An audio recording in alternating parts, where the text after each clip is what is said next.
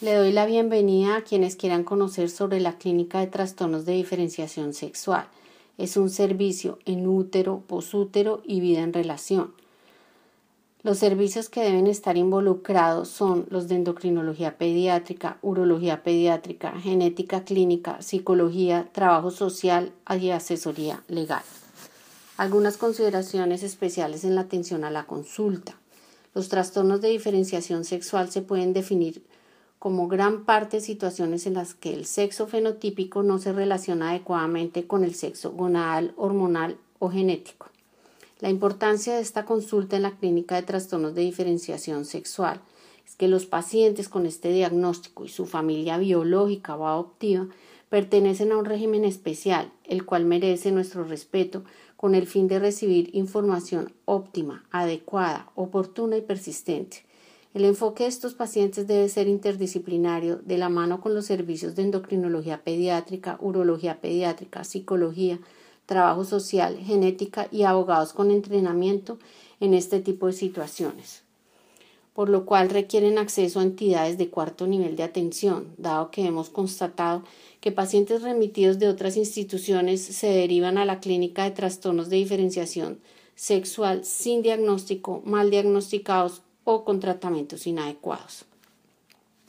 La historia clínica de estos pacientes debe ser completa, adecuada y especializada, diligenciada a partir de información suministrada por los padres biológicos o adoptivos del menor, que nos permita conocer la situación a la que han sido sometidos el paciente previo a la consulta especializada, establecer así qué tan informado está el menor y sus familiares biológicos o adoptivos acerca de su patología, su capacidad de afrontamiento frente a la misma, el diagnóstico y tratamiento que le han suministrado hasta el momento, para que así nos permita determinar el punto de partida y posterior seguimiento, sostenibilidad integral del bienestar del paciente conforme a la regla pro-infans o interés superior del menor.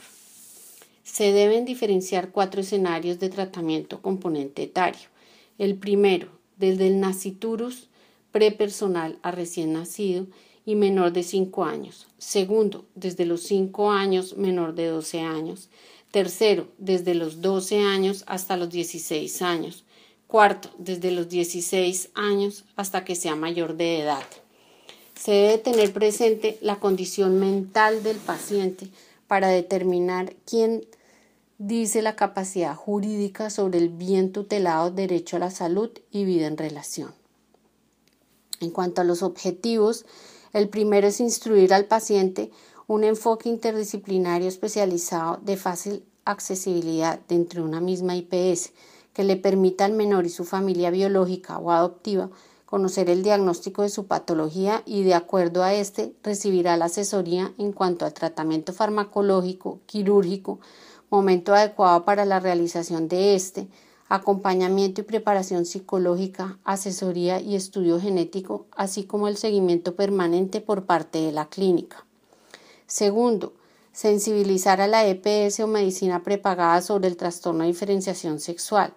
Con ello, el para qué de la atención especializada que demanda el paciente de esta y la importancia de asignar las autorizaciones de las valoraciones multidisciplinarias con la mayor prontitud posible, con el fin de evitar demoras en la atención y disrupciones en la continuidad del tratamiento de estos pacientes. Tercero, capacitar y sensibilizar al paciente y su familia frente al discreto y asertivo manejo de la información de su trastorno de diferenciación sexual, con el fin de preservar la integridad e intimidad del menor con este trastorno y de esta forma evitar al máximo el maltrato al que pueden llegar a ser sometidos por estigmatización. Cuarto, fomentar el uso de herramientas que faciliten la aceptación, adaptación y comprensión de estos trastornos de diferenciación sexual mediante asesoría médica y legal con el fin de evitar prejuicios mayores y, de ser necesario, remisión, apoyo psicológico o psiquiátrico. En cuanto al abordaje de la historia clínica debe incluir, primero, el acompañante, que es la persona con la que acude a la consulta, los padres biológicos, ambos o uno, anotar los nombres completos y ocupación para evaluar exposiciones. Segundo, natural y procedencia, para evaluar zonas de riesgo, urbana o rural. Tercero, si hay o no consanguinidad. Cuarto, motivo de consulta. Quinto, antecedentes, incluir exposición prenatal, si hubo uso de medicamentos, como por ejemplo el metandriol, la metenolona, el gen DRH, LH, leuprolide, gonadorelina, finasterida, ciproterona, flutamida, espironolactona, o si hubo algún uso de tóxicos. El parto, si fue hospitalario o domiciliario. Sexto, conocimiento de algún diagnóstico, momento del diagnóstico, información acerca de este. Séptimo, los tratamientos recibidos previamente, incluir la dosis y la duración.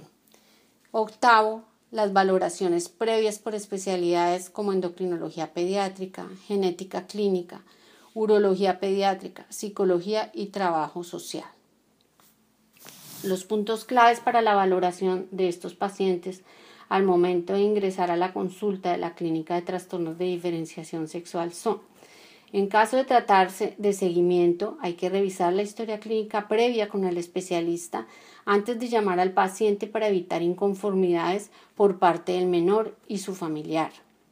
Al llamar al paciente, este debe ser anunciado por los dos apellidos y no por los nombres, con el fin de no generar un malestar emocional al menor y su familia, ya que el paciente puede estar desenvolviéndose en el género contrario al nombre registrado.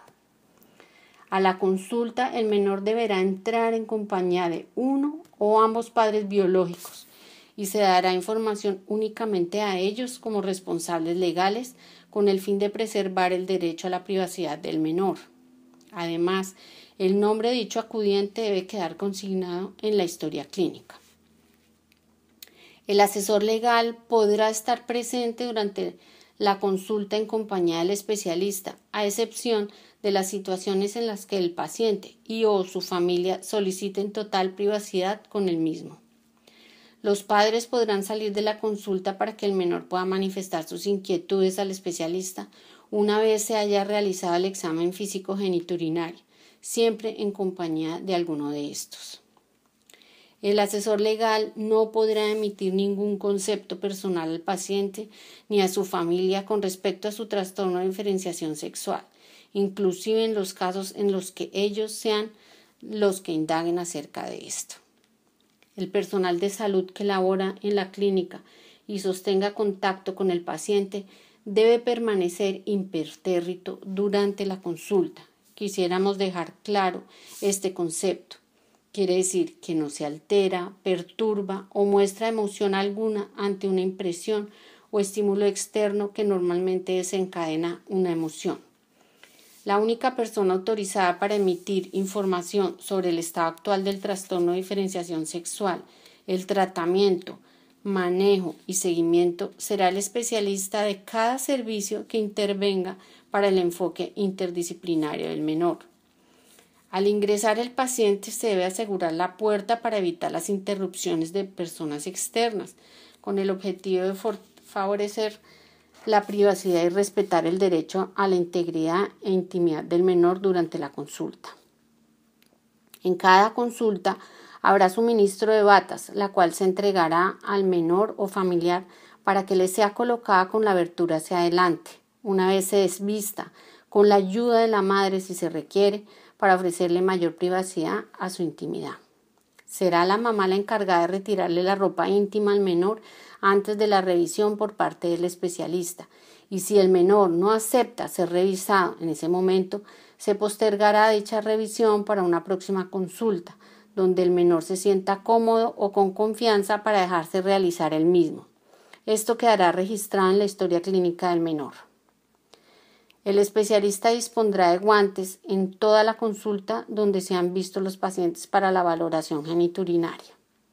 Esta revisión debe ser realizada exclusivamente por el especialista. Si el asesor legal necesita conocer el examen realizado, solo se hará el mismo si los padres lo autorizan, asunto que solo se consulta con el especialista para visualizar efectos ex ante y post de los hallazgos encontrados. En caso de que se decida presentar el caso del menor en la Junta de Trastornos de Diferenciación Sexual, se solicitará el consentimiento a los padres para la toma de fotos con el fin de ser presentado ante los diferentes especialistas y así definir toma de decisiones y evitar vulnerar la integridad del paciente. Se deberá registrar la autorización de los padres en la historia clínica del menor. De igual manera, se deberá manejar la información con la mayor prudencia y privacidad posible, utilizando las iniciales de los nombres del paciente para no vulnerar la integridad de éste. La información de los casos manejados con los demás especialistas es completamente privada y debe estar amparada por el habeas data en cumplimiento de la Ley 1581 y del Decreto 1377 del 2013 sobre el tratamiento de los datos personales de los menores de edad y adolescentes y en concordancia con el deber constitucional y legal de proteger el derecho fundamental de la salud del menor de edad o adolescente. Además, se rige por directrices para el tratamiento de datos personal, clínica, trastornos de diferenciación sexual, Bogotá, Distrito Capital, del 22 de julio del 2016. El especialista emitirá el concepto y las opiniones terapéuticas disponibles según el caso en particular, mediante información completa dirigida a los padres biológicos o adoptivos, y se diligenciará un consentimiento informado, cualificado y persistente de la decisión terapéutica tomada individual por la clínica de trastornos de diferenciación sexual o en conjunto con el grupo de junta de trastornos de diferenciación sexual, paciente y familiares. Entendiéndose como consentimiento informado aquella información dada por el personal médico con el objetivo de comunicar a los padres biológicos toda la información detallada de los riesgos, conocimiento de terapias alternas y posibilidades e implicaciones de no realizarse alguna intervención. Cualificado debe incluir además exponer las posibilidades de intervención, límites y riesgos del procedimiento mediante una información detallada y concisa que le permita al paciente y familiar tomar la decisión más adecuada. Persistente, condición que exige interrogar a los padres frente al conocimiento del diagnóstico de forma distante y reiterativa en múltiples ocasiones, con el objetivo de asegurar la claridad frente a la información dada a los padres, que les permita tomar decisiones acerca de las intervenciones a realizar al menor.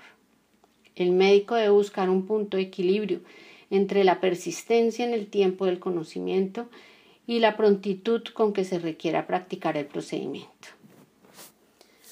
Con respecto a los procedimientos prepersonal o el que está por nacer, se sugiere, primero, asignar nombres que posteriormente sirvan para ambos géneros con el fin de evitar asignaciones antes de terminar el estudio adecuado.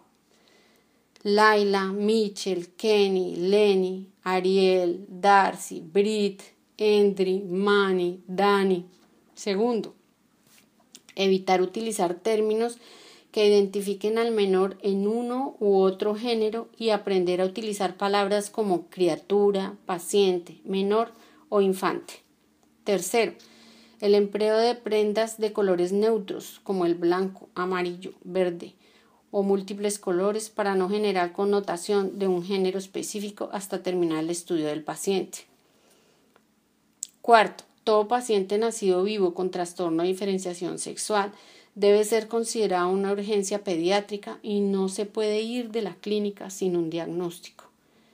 Quinto, inscribir una casilla adicional en las unidades de bebé recién nacido donde aparezca como opción el colocar otros dentro de la clasificación de género, además de masculino y femenino, conforme a la sentencia tutela 450A del 2013 de la Honorable Corte Constitucional de Colombia. Casilla femenino, casilla masculino y casilla otro. Esperamos que con estas recomendaciones se logre transmitir la importancia del conocimiento y sensibilización del personal de salud frente a los trastornos de diferenciación sexual, que facilite una detección temprana y orientación inicial adecuada, con el objetivo de obtener un diagnóstico apropiado que permita una intervención oportuna al menor y enfoque temprano del manejo multidisciplinario y especializado, incluyendo al personal dentro de la ciudad de Bogotá y fuera de esta, que durante su práctica clínica se verá enfrentado a dicha entidad, como los médicos generales, parteras, residentes, ginecobstetras, neonatólogos, pediatras, etc. Además, es fundamental que se dé a conocer la existencia de la Clínica de Trastornos de Diferenciación Sexual, la cual en este momento se realiza en la Fundación Cardioinfantil, que funciona como centro de referencia a nivel nacional desde el 9 de abril del 2011.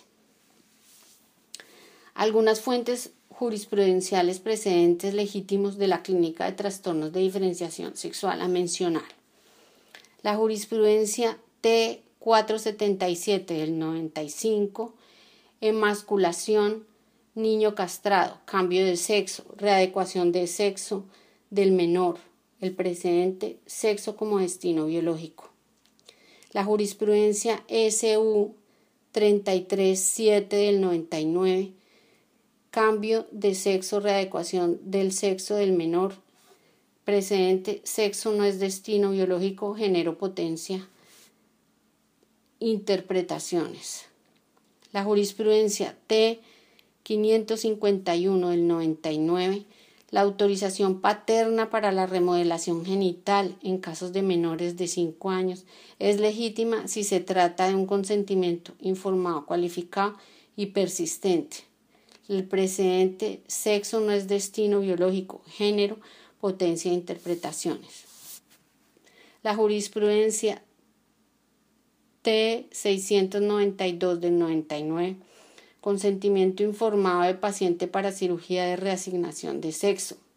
Precedente, sexo no es destino biológico, género, potencia e interpretaciones. La jurisprudencia T390 del 2000, reiteración de la doctrina constitucional sobre el consentimiento informado en casos de ambigüedad genital o hermafroditismo. Precedente, sexo no es destino biológico, género, potencia e interpretaciones. La jurisprudencia T1025 del 2002, consentimiento asistido e informado, derecho a la salud y a la seguridad social de niño intersexual. Precedente, sexo no es destino biológico, género, potencia, interpretaciones. La jurisprudencia T1021 del 2003, estados intersexuales supuestos fácticos que deben considerarse en las intervenciones médicas para corrección, consentimiento informado, consentimiento asistido.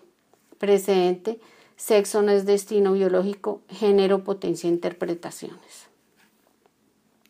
La jurisprudencia T912 del 2008, no es legítimo el consentimiento sustituto de los padres debido a que el niño ya ha superado el umbral crítico de la identificación de género. Precedente, sexo no es destino biológico, género, potencia, interpretaciones. La jurisprudencia T450A del 2013, derecho a la personalidad jurídica del niño, desconocimiento por no inscripción en el registro civil por ambigüedad genital, régimen subsidiado, POS.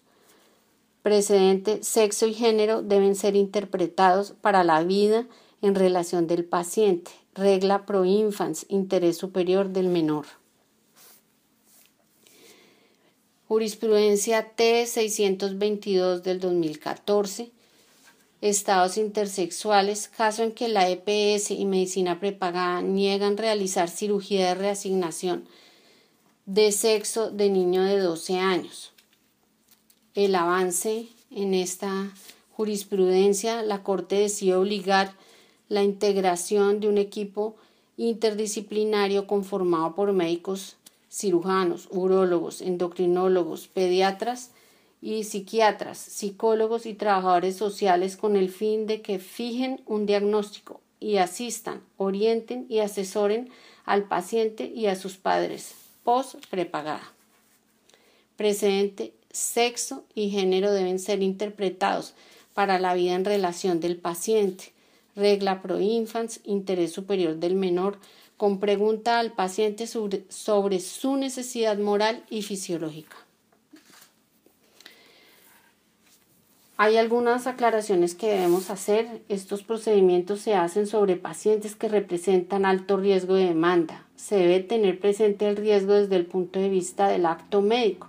Se debe hacer evaluación del riesgo en cada caso particular.